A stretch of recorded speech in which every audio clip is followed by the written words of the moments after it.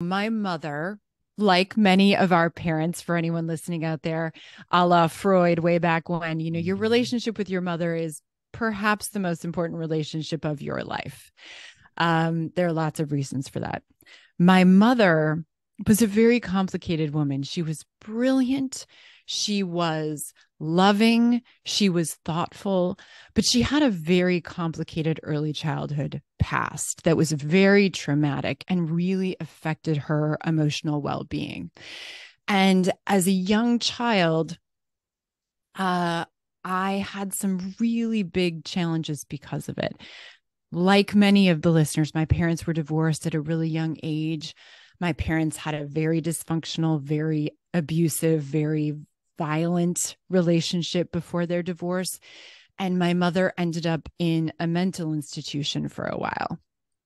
And so, as I aged and had to unpack how that affected me in my romantic relationships, welcome to self deception for Mhm. any of you who are interested in that topic. um, I really had to come to a place where I could see her as a separate person from me and appreciate all of the wonderful gifts she gave me, which were many, but also forgave her for the things she taught me that she did not intend to teach, but that dramatically affected me anyway. And so she died a couple of years ago with a terminal illness right at the beginning of COVID.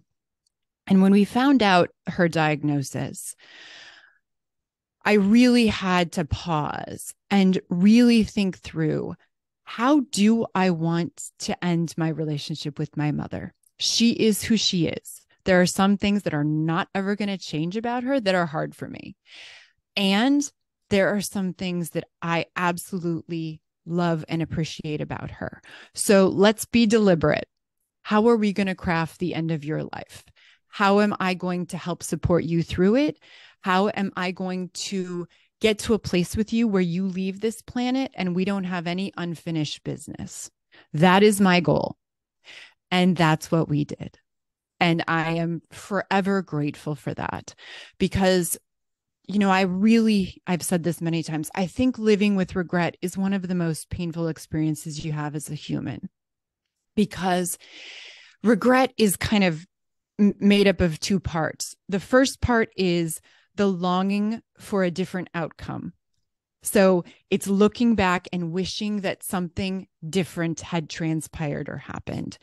But the second part of it is, and I could have done something to get that.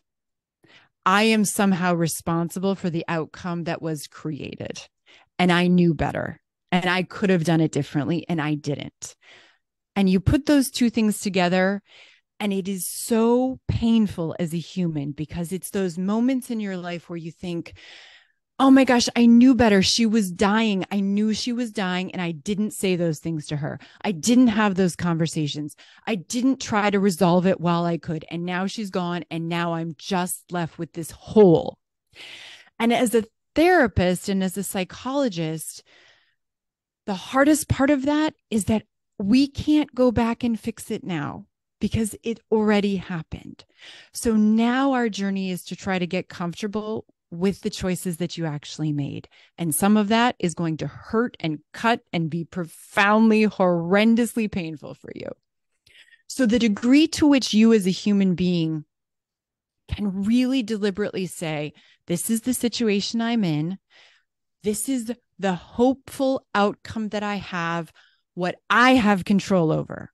Only what you have control over because you can't control other people.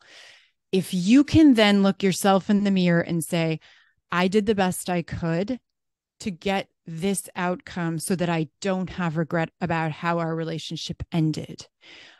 I promise you, even if the outcome is painful, you will stand taller. You will love yourself more. You will have more self respect and trust because you did what you thought was right, independent from whatever anybody else said or thought or did. What's interesting, one